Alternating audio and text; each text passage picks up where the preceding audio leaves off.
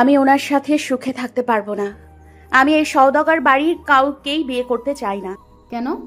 সওদাগর বাড়ির লোকেরা তোর কি ক্ষতি করেছে শুনি? ফালাক মনের মধ্যে লুকিয়ে রাখা কথাটা বলতে ব্যর্থ, তাই বলে, কিছু করেনি। তাহলে? আমি পড়াশোনা শেষ করতে চাই আগে। এতদিন কি এভাবে একা জীবন কাটবে?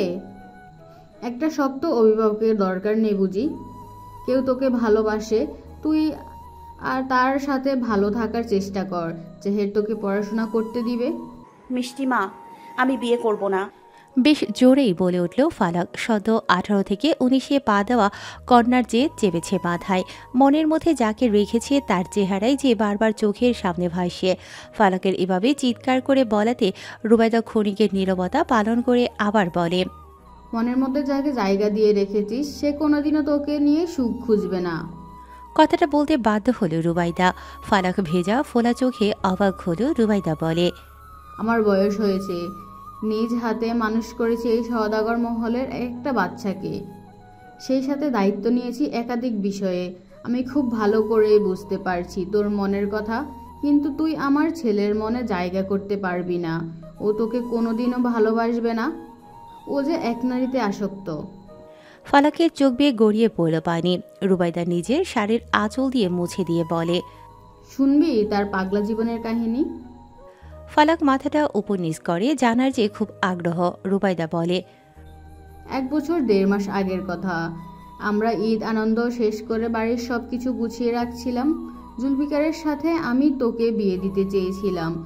দিন গুনতাম কবে তোর 18 বছর হবে আর আশ্রম থেকে আসবি। 18 বছর হলেও তোর পরীক্ষার জন্য কিছুদিন ওখানে থাকতে হবে বলে জানাই। আমি নিজেই বলি ও থাকুক, তাই তোকে তখন পাঠাইনি। কিন্তু কবে যে মেইল করে রেখেছিল ওইটা আমি দেখিনি। তো আসি তখনকার কথায়। জুলফিকারের স্বভাব মতোই চুপচাপ, একা থাকতে বেশি পছন্দ করে। ওর মধ্যে হই হুল্লোড়, অনুষ্ঠান এসব নিয়ে আগ্রহ কম। একা এক ঘরে ঘুমিয়ে উঠে কাজে যেত, এসে আমার থেকে খাবার নিয়ে আবারও কাজ করত। এমনভাবে চলতে চলতে হঠাৎ করে আমার মনের চাওয়া অপূর্ণ করে দিল আমার ছেলেটা।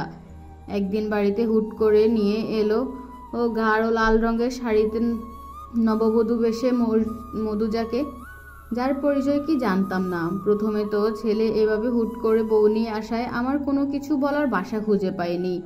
আমাদের না বলে বিয়ে করাতে আমরা অনেক ভেঙে পড়ি। কি আমার ছেলেটা আমাকে না জানিয়ে এত বড় সিদ্ধান্ত নিয়েছে? বাবা মা হিসেবে আমরা কি তাহলে ব্যর্থ? আমাদের কত স্বপ্ন ছিল ওর বিয়ে নিয়ে।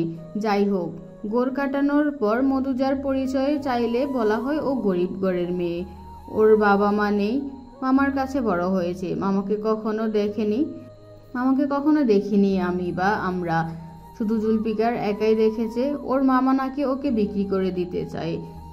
এর আগে জুলফিকার আর মধুজার মধ্যে প্রণয়ের সম্পর্ক থাকে, তাই ওর মামা যখন অন্য জায়গায় ওকে বিক্রি করতে চায় তখন ও পালিয়ে জুলফিকারের কাছে আসে। এটুকুই শুনেছি। এরপর ছেলে আমার বউয়ের খুঁটিনাটি কত যত্ন। মাসে মাসে শাড়ি গয়না কেনা তো শেষ নেই। ঘুরতে যাওয়া প্রতিনিয়ত। আমাদেরও একটা ভালো সম্পর্ক হয়। শাশুড়ি বৌমা তখন বন্ধুত্ব গড়ে ওঠে। ওদের এই সংসারে কয়েক মাসের মাথায় কারো বদনজর লাগে। অবশ্য বদনজর না, এটা তো ওই মেয়েটার মনের পাপ ছিল। হুট করে পরকীয়ায় লিপ্ত হয় মেয়েটা। কার সাথে এটা জানতে পারিনি কেউ। মধুজার এই পরকীয়ার কথা আগে জানতে পারে জুলফিকার, আমাদেরকে বলেনি এ ব্যাপারে। আমি ওর ঘরে গিয়ে ওদের ঝগড়া শুনেছিলাম। এরপর একটা আসর বসে পারিবারিকভাবে। সবাই সে আসরে বসলাম। মধুজা আমাদের সবার কাছে পা ধরে ক্ষমা চায়। আমরা ক্ষমা করিনি। আমি তো ওর ওই মুখটাই দেখতে চাইনি। জুলফিকার মাফ করে দেয়। আমি ওকে অনেকবার বললাম এমন মাফ করে দেওয়া ঠিক হচ্ছে না। শুনলো না জুলফিকার আমার কথা। উল্টো আমাদের এমন নিষেধ করাতে আমাদের উপরই চওড়া হলো। ওর কথা ছিল প্রথমবার পাপ করেছে, পাপ করে মাফ করে দেওয়া উচিত। তার বউ, তার প্রথম ভালোবাসা। আমরা আর বেশি কিছু বলি না, কিন্তু লোক লাগিয়ে রাখি। ওই যে মির্জাপুর আছে না, জুলফিকারের খাস দাস, ওর আসল নাম তো মির্জা ফরহাদ আলী। ওকে লাগিয়ে দেয় মধুজার পিছন। 2 দিন পর গভীর রাতে মির্জাপুর আমাকে কল করে। আমি আর জুনাইদ বের হই।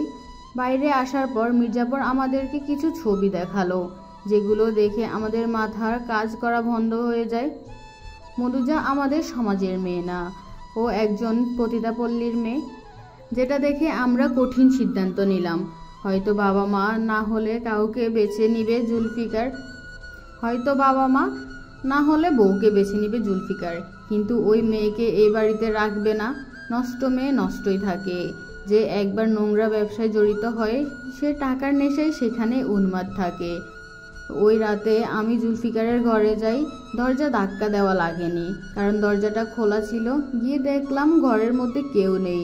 পিছন থেকে মির্জাপুর জানালো, গিন্নিমা সর্বনাশ হয়েছে, মধুজা গহনা নিয়ে পালাইছে, ওর পিছনেই গেছে গুরু। এখন কল দিল গুরু নাকি বিপদে।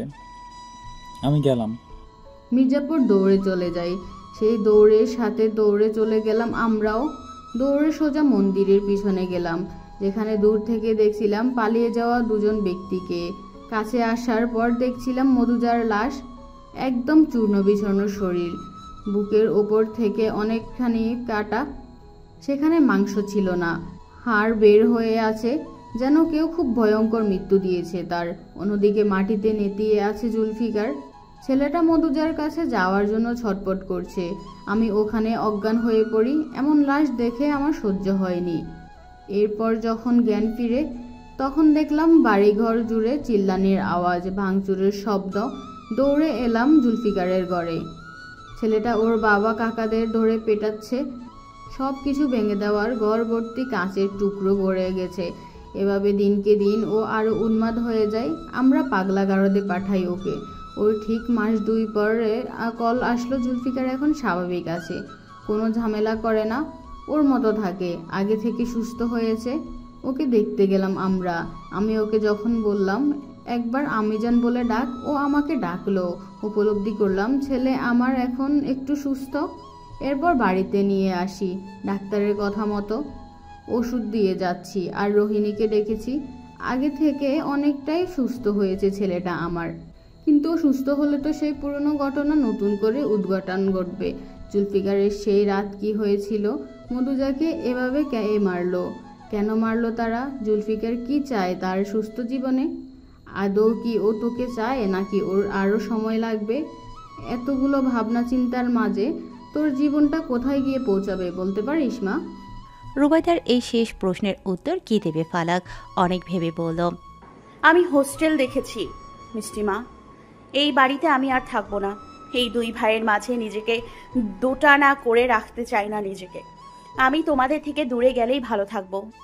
রুবাইদা ফালাকের মাথায় হাত বুলিয়ে বলে, জন্ম যখন হয়েছে বিয়ে তো তোকে করতেই হবে। আর যে তোকে তোর সব কিছু জেনে আগলে নেয়, তাকে কেন বিয়ে করতে পারবি না শুনি? এভাবে চললে যে তাকেও কষ্ট দেয়া হয় মিষ্টিমা। আমি তোমার দিয়ে কষ্টটা মাথা পেতে নিতে চাই। দরজার কাছে তাকাতেই জেহেরকে দেখলো দুজনে। জেহের এসে ওদের সামনে দাঁড়িয়ে বলে, আমি কথা দিচ্ছি, জীবন যতদিন আছে ততদিন তোমার থেকে ভালোবাসার জন্য জোর করব না, বরং ভালোবাসা আদায় করার চেষ্টা করব। তবুও তোমাকে অন্ধকার জীবনের সাথে আলিঙ্গন করতে দেব না। ফালাক কি বলবে বুঝতে পারছে না। রুবাইদা বলে ওঠে, এছাড়া তোরা তো বিয়ের পর এ বাড়িতে থাকবি না, তোদেরকে ঢাকা অথবা যশোর শহরের দিকে পাঠানো হবে। জেহের বলে, আমি কথা দিচ্ছি, তোমাকে কেউ একটা ফুলের টোকাও দিতে পারবে না। রুবাইদা মৃদু হেসে পড়ে, এ ভালোবাসা পায়ে ঠেলে ফেলে দিস না মা, এ ভালোবাসা তোকে রঙিন জীবন দিবে। জেহের আবার বলে, আমি জানি তুমি কি চাও, সে চাওয়াটা তো অপূর্ণ রয়ে যাবে, তবে সে চাওয়াটার যে চাপা কষ্ট, ওটা কোনোদিন তুমি উপলব্ধি করতে পারবে না। ফালাক চোখ তুলে তাকালো জেহেরের দিকে। মুখে কিছু না বলেও মনে মনে বিরক্ত। তার মস্তিষ্কে ঘুরছে জুলফিকার তাকে ভালোবাসে না, কোনোদিন ভালোবাসবে না। পাশে থেকে রুবাইদা আবারও বলে, জীবনটা হেলায় কাটাতে নেই, জীবনটাকে একটা কঠিন সুযোগ দিতে হয়। সেই সুযোগ যখন এসেছে তুই না করিস না মা। রুবাইদার এই কথাগুলো মাথায় বাড়ি খাচ্ছে ফালাকের। ফালাক দোটানায় পড়ে গেল। রুবাইদার এক একটা কথা তার বুকে তীরের মতো বিচ্ছে। সেই সাথে মাথায় আসে জুলফিকার তাকে ভালোবাসে না, সে শুধু তার বউকেই মনে রেখেছে, তার জন্যই আজও সে পাগল। শুধু পাগলা জীবনের কারণে সে সব ভুলে গেছে। আবারও সুস্থ হলে সবকিছু মনে পড়বে আর ভুলে যাবে ফালাককে। চোখ বন্ধ করে ফালাক কল্পনা করে জুলফিকারের সেই বোকা বোকা হাসি আর সুরমা চোখের মায়াবী চাহনি। জুলফিকারের ঠোঁট নড়ছে, সেখানে বলা হচ্ছে বউ। ধীরে ধীরে বউ বলে হাওয়ায় মিলিয়ে গেল জুলফিকার। সে বোকা হাসিটাও হাওয়ায় মিলিয়ে গেল, পেল না কোথাও। চোখ খুলতেই শুনতে পাই রুবাইদার কণ্ঠ। রুবাইদা বলছে, তোর জীবনটা আমাকে গড়তে দায়িত্ব দিয়েছে ফারজানা। তোর মায়ের স্বপ্ন তুই এমন এক মানুষের সাথে সংসার করবি যে তোকে ভালোবেসে আগলে রাখবে। ওর খুব আফসোস হতো ওর জীবনটা নিয়ে, তাই তো তোকে একটা সুখী জীবন দিতে চাই। তোর মায়ের কথা কি ভাববি না মা? তোর মাকে আমি কথা দিয়েছি, তোকে ভালো রাখার জন্য আপ্রাণ চেষ্টা করব। তুই ভালো থাকবি জেহেরের সাথে। মায়ের কথা শুনতেই ফালাক রুবাইদার দিকে তাকালো। তার মা চেয়েছে সে সুখে থাকতে, এমন একজনের সাথে বিয়ে করতে যে তাকে খুব ভালোবাসবে। এগুলো ভাবতেই ফালাক কেমন যেন মনটা বদলে নিতে লাগলো। রুবাইদার চোখেও পানি কান্নারত হয়ে বলে, অন্তত তোর মায়ের কথাটা ভাব। ফালাক নিজের হাত দিয়ে রুবাইদার চোখের পানি মুছে বলে, তোমরা আমার ভালোর জন্য যেটা ঠিক করবে আমি আমি আমি তাই করব। রুবাইদা খুশি হলো, হয়তো মনে মনে না। জেহের এতক্ষণ ধরে চিন্তায় ছিল, এখন আনন্দে তার মন ভরে গেল। জেহের ওখান থেকে চলে গেল কাউকে কিছু না বলে। রুবাইদা বলে, দেখেছিস ছেলেটাও লজ্জা পেয়েছে, তোকে খুব ভালোবাসেও। তোর জন্য ও ওর বাবা মায়ের সাথেও লড়াই করেছে। তুই সুখী হবি মা। ফালাক কোনো প্রতিউত্তর করে না, তার কোনো কথা বলার উপায় নেই। কার জন্য লড়াই করবে সে? যার জন্য লড়াই করবে সেই তো তাকে চায় না। যদি সেও তার হাতটা বাড়িয়ে দিত তাহলে আজ ফালাক মাথা উঁচু করে ভালোবাসার দাবি করতে পারত। রুবাইদা চলে গেল বাসার সবাইকে তাদের ভাষ্যমতে সুখবরটা জানাতে। রোহিণী ঘরে এসে আবারও বসে ফালাকের পাশে। ফালাকের চোখ দিয়ে পানি গড়িয়ে পড়ছে, কাপা কাপা ঠোঁটে বলে, মন কি ভাঙা যায়? মন তো শুধু গড়তে জানে।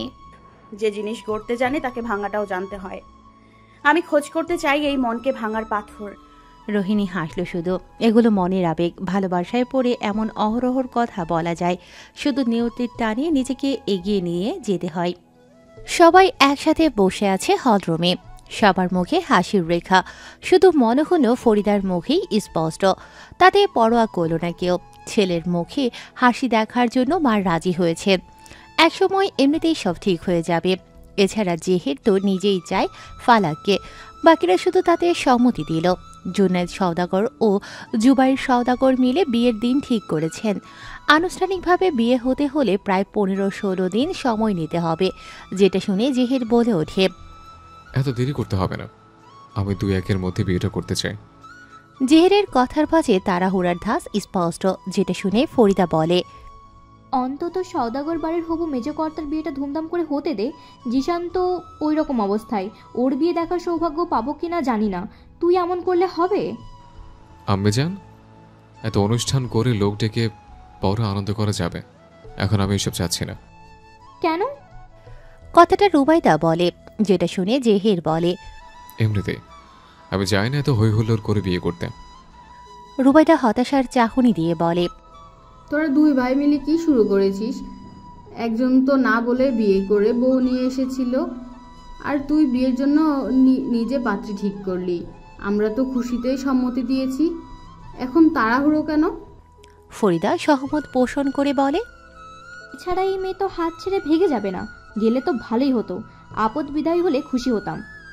মিনমিন করে শেষে 2 বাক্য বলাই শুনতে পেল না কেউ, কিন্তু বুঝতে ঠিকই পারল জেহের। যে রাগ মিশ্রিত কণ্ঠে বলে, এসব কথা বলবেন আম্মেজান, তোমার ছেলের সহ্য হয় না। তুমি যাকে আপদ ভাবছ সেই তোমার ছেলের মুখের হাসির কারণ। জুনায়েদ সওদাগর ভ্রুকুটি করে বিরক্তির সাথে বলেন, কথার মারপ্যাচ অতিরিক্ত হতে চলেছে। এখানে এমন কোনো পরিবেশ চাই না যেটাতে বাচ্চাদের মাঝে উশৃঙ্খল পরিবেশ তৈরি হয়। আমাদের এটা মাথায় রাখা উচিত।